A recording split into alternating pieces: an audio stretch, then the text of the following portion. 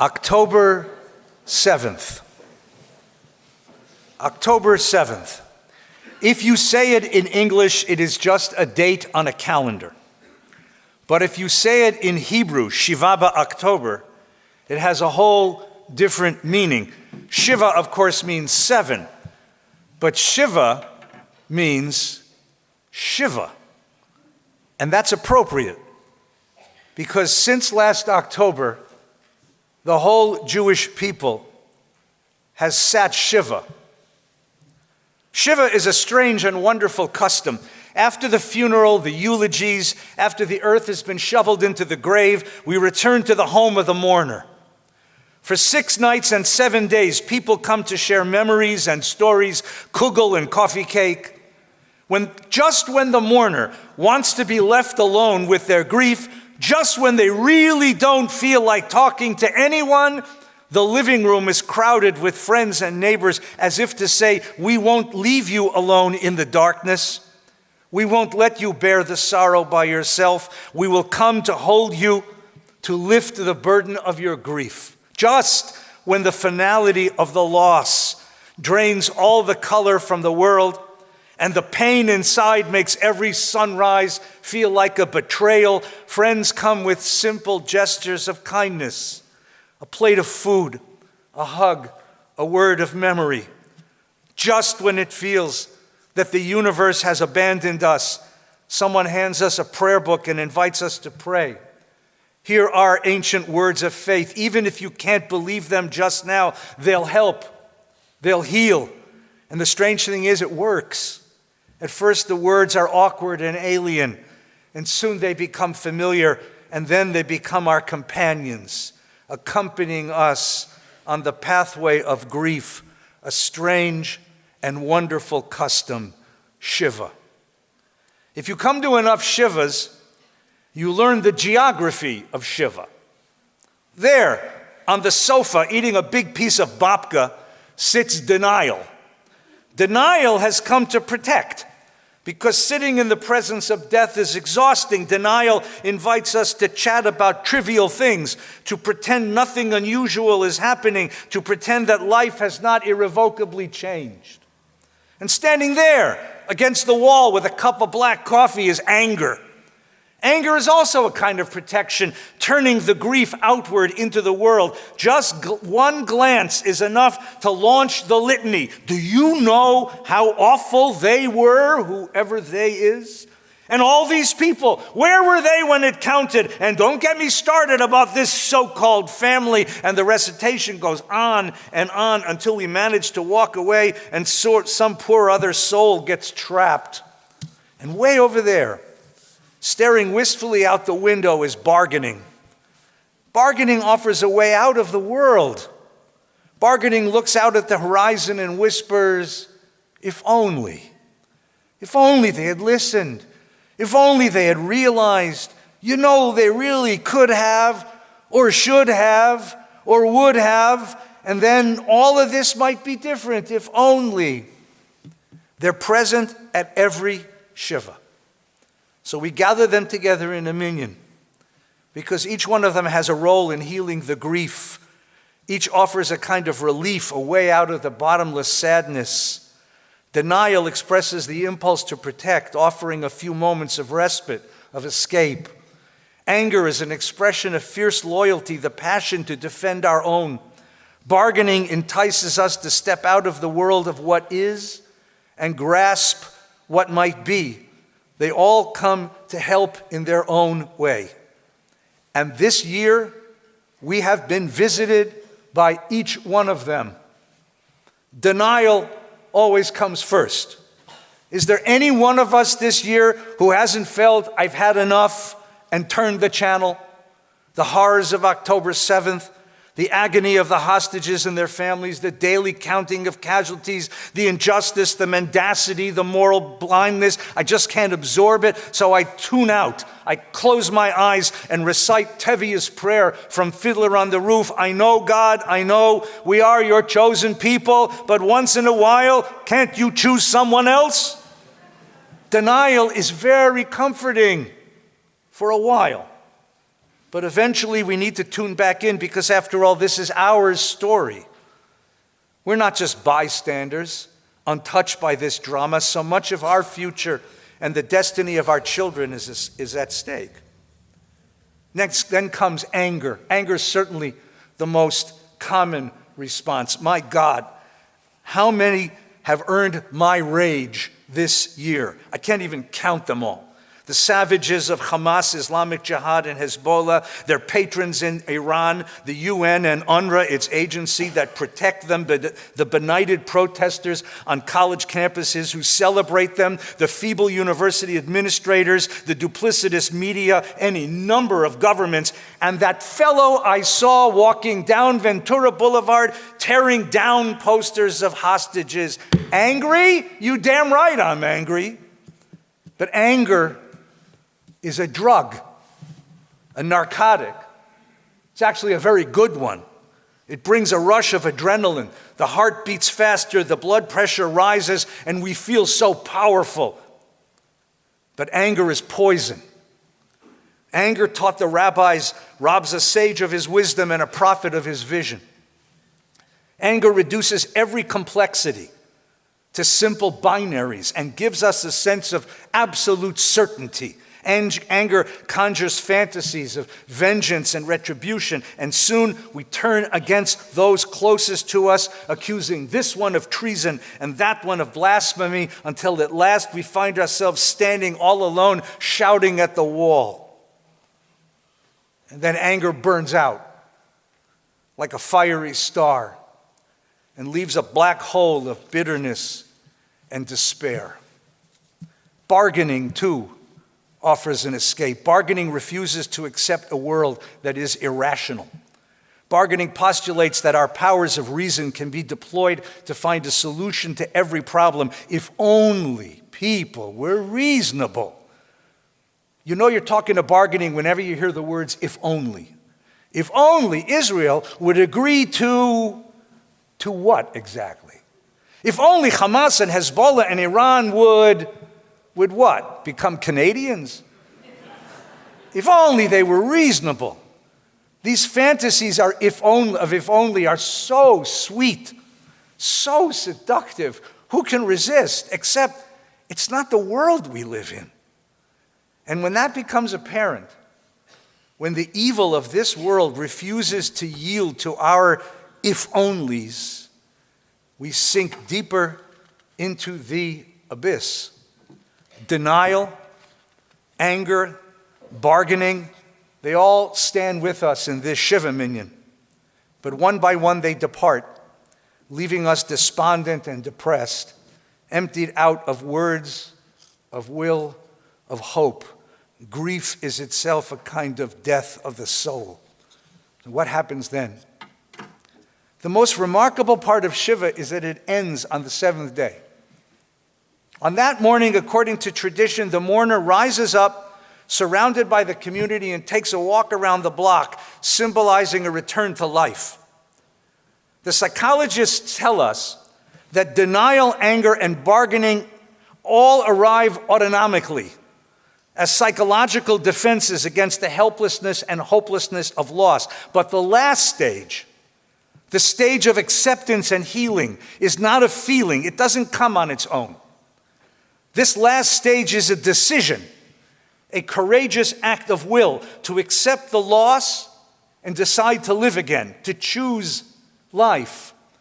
But where does a mourner find the courage and strength to make that choice, to rise from the darkness of grief into the sunlight of the morning? And this is an important question for all of us who still grieve the catastrophe of this past year. Long ago, I made a discovery, like all good things, completely by accident. I came to a house of Shiva, passed out my prayer books, began the service, and realized very quickly I was the only one in the room praying. So I stopped, and I looked around, and desperate for something to say, I asked, "Does anyone have a story of a time you spent with our friend?" There was a long silence because, after all, the rabbi is supposed to be doing all the talking. And then an old friend ventured to tell a story. It was a silly one about a fishing trip. And then another about a weekend in Vegas. And then another, a coworker, about a kind word of personal support at the office, and soon many, many more.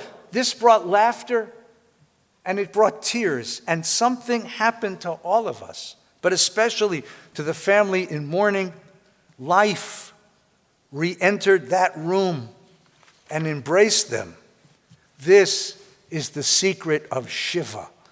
It is a community.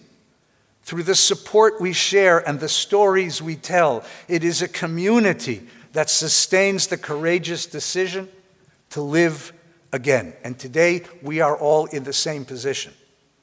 We need stories, new stories, to rise from our grief and fear and frustration and choose life and choose hope. The Israeli poet Elchanan Nir is an Orthodox rabbi. He's a Rosh Yeshiva in Efrat. He's a professor in a yeshiva in Efrat. He expressed this with stunning candor in his poem. Like a breath of fresh air, he wrote, we need a new Torah. Gasping for air with choking throats, we need a new Mishnah, a new Gemara, a new Kabbalah, a new Hasidism, a new Zionism. New ancient words and new ancient souls from the treasury of souls, and new love out of the terrible weeping. But we have within us no new mountains, and there are no more tablets of the commandments, no Moses, no strength. From this moment, everything is in our hands. He's absolutely right. This revelation will not come from heaven. It must come from us. Listen. Ben Zussman, 22-year-old from Jerusalem, killed and battled in Gaza on December 3rd. Before going into battle, he wrote to his parents, I'm writing this message to you on my way to the base.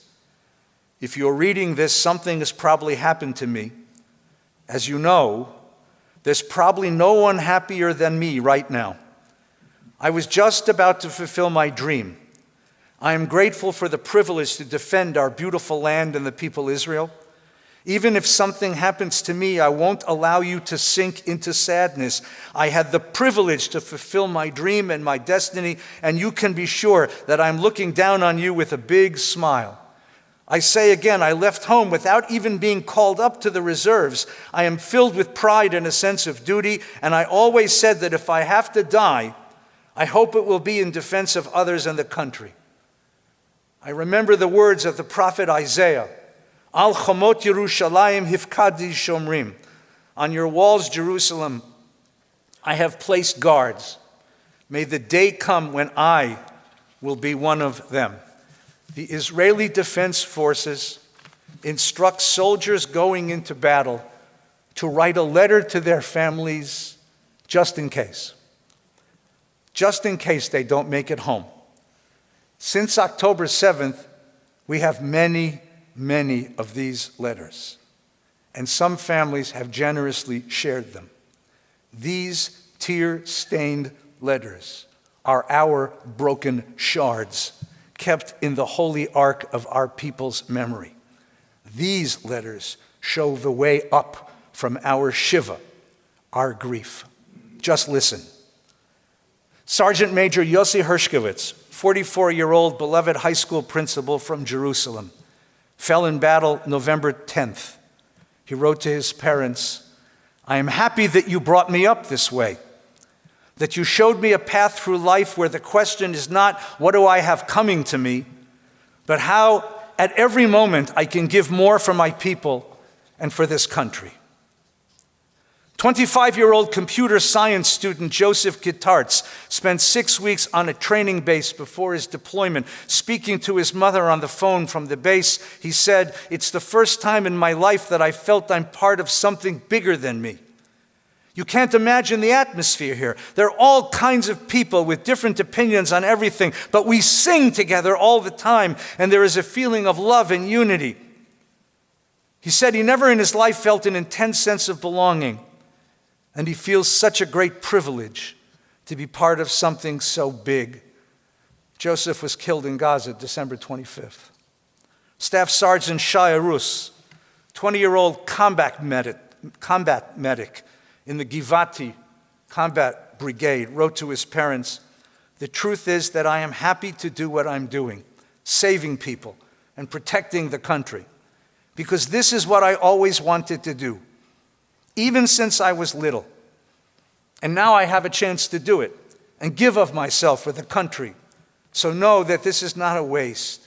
It was entirely worth it. In America, we raise our children to express their individuality. We expect them to think and to do and to achieve for themselves. We teach them that happiness is found at the end of the quest for personal success. In Israel, children internalize a different ethic. They internalize a deep sense of belonging, a powerful sense of shared purpose, and the insight that happiness grows from serving, from giving. Both Ukraine and Russia had to pass laws to prevent able-bodied men from leaving during the war. But when Israel was threatened, the planes were full. Not with Israelis trying to escape, but with those dropping everything, school, work, families, vacations abroad, to come home and defend the country. The wonderful new popular song in Israel describes how ordinary Israelis, in the face of war, turn into superheroes. Giborei al. Goes like this.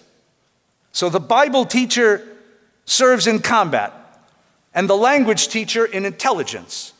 The neighbor upstairs who works in construction has been in reserves for a month.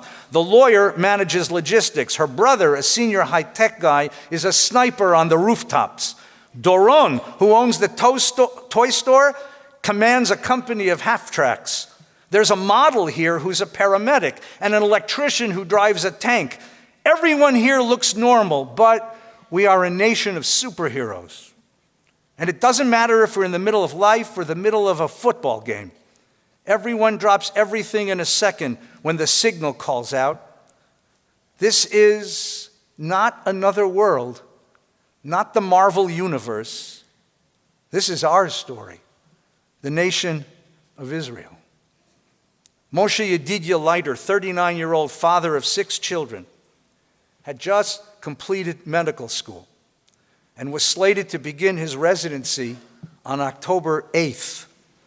A company commander in an elite combat unit, he was killed on November 10th in Gaza. Remembering his son, his father recalled a conversation. When Moshe was in the Shaldag, it's a commando training, they had to do hikes of 100, 120 kilometers with 50, 60, 70 kilos on their back. I said to him, how do you do it? I mean, isn't it backbreaking? He said to me, Abba, I discovered a way of dealing with it. I add weight. What do you mean you add weight, I asked. He says, yeah, I add the weight of my bubbies and my zaydis, my Saba and Safta on my back. And when I keep them in mind, it lightens the load. It lightens the burden. The psychiatrist Viktor Frankl taught that the fundamental drive of human life is not the satisfaction of needs, as Freud taught, nor the pursuit of pleasure or power, but a will to meaning. The human soul yearns to be attached to something bigger than the self. We need something to live for, something to work for, something to strive for. So much of the rampant social pathologies we see all around us, Frankl taught, grow directly from an unfulfilled hunger for meaning, an unfulfilled need for belonging, for purpose, for transcendence. Modernity leaves us, he said, with a hole in the soul. But Israel has found a way to fill that hole. Every year, the UN, Oxford University, and Gallup organization collect data from 143 countries and issues a World Happiness Report, which ranks all the countries of the world according to how happy their citizens are. This year, even in the midst of the war, with rockets falling and 100,000 people displaced from their homes, Israel ranked 5th in the world of 143 countries. The 5th happiest place on earth. For comparisons, America ranked 23rd. of the 38 countries of the OECD, the organization of the most economically developed countries in the world, Israel has the highest birth rate by a lot. And even if you take out the ultra-Orthodox, they still have the highest birth rate. Among all the countries in the developed world, Israel is the only country whose birth rate exceeds replacement levels. Now, there are many reasons why an individual or a family decides to have or not have children. But on the aggregate, the collective, a nation's birth rate says so much about a culture's faith in the future, its degree of hope, its sense of collective purpose, and its belief in itself. Master Sergeant Elkanah Wiesel, 35 years old, popular high school teacher in civilian life, tough company commander in the IDF, died when a building collapsed on his unit January 22nd. Left this for his family.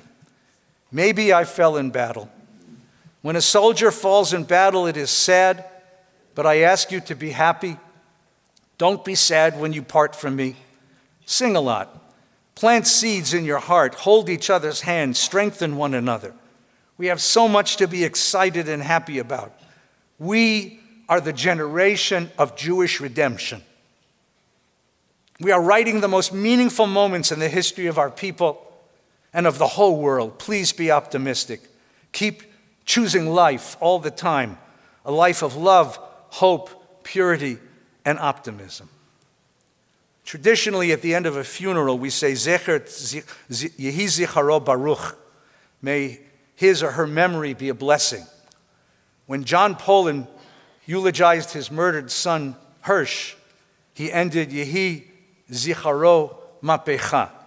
May his memory incite a revolution. These letters are revolutionary because they're not just personal testimonies. They point to a new Zionism. A new Zionism. The Zionism of the 19th century, the Zionism of Theodor Herzl, was an answer to unrelenting anti-Semitism that threatened Jewish life in Europe. The Zionism of the 20th century, the Zionism of David Ben-Gurion, answered the longing of an uprooted people to return to their homeland. The Zionism of the 21st century, expressed in these extraordinary young soldiers, answers a different set of questions. It's no longer about anti-Semitism. It's no longer about romantic nationalism. This Zionism addresses the deepest existential questions of modernity. Questions of identity, community, meaning. Who am I? Where do I belong? What is my purpose? What do I serve? Who is with me? This Zionism fills a hole in the soul of modernity with a kind of hope that is unique in the world. That's why Israel, with all of its crises and catastrophes, registers among the happiest places in the world. That's why Israelis bring so many children into the world. And that's why when our kids go there to visit or to study, they come back transformed, inspired, committed. Wrote Sergeant Elkanah Wiesel, even as he was preparing to go into battle, we are the generation of Jewish redemption. Israel's future remains so uncertain. The war goes on and on. How it ends is unclear. 101 hostages remain in captivity. Whether they will ever return is uncertain. Their families suffering unimaginable. 100,000 Israelis displaced from their homes. When they can return is uncertain. Who will lead Israel tomorrow and the next day is uncertain. Whether America and the West will continue to support Israel is uncertain. The one thing that is certain in all of this is the character of this people, their sense of shared purpose, shared destiny, and shared hope. 26 centuries ago, the first time we sat Shiva as a people, a despondent prophet Ezekiel cried out to God. Having lost the holy temple and watched the city of Jerusalem burn, he saw no future for his people. So God brought him to a valley of dry bones, and asked him, "Can these dry bones live? For these are the people Israel, and they weep, Yevoshu atzmatenu va'avda tikvatenu v'nigzaru lanu." Our bones are dried up, and avda tikvatenu. We have lost all hope. In 1877, an itinerant poet, Naftali Tzvi Imber, left his home in Eastern Europe to witness the rebuilding of Jewish Palestine. Inspired by the young pioneers of Petach Tikva, the first new town in the land, Imber wrote a 9-stanza poem entitled Tikvatenu, celebrating our return to the land. He turned back Ezekiel's despair and he wrote, Kol od balevav, as long as a Jew anywhere looks eastward and dreams of the land, od lo avda tikvatenu. We have not lost our hope. And the last line of his poem is, so long as a Jew walks the world, this hope remains alive. They took 2 stanzas from Imber's poem, set it to an Eastern European folk song, and the poem became our anthem. Please rise.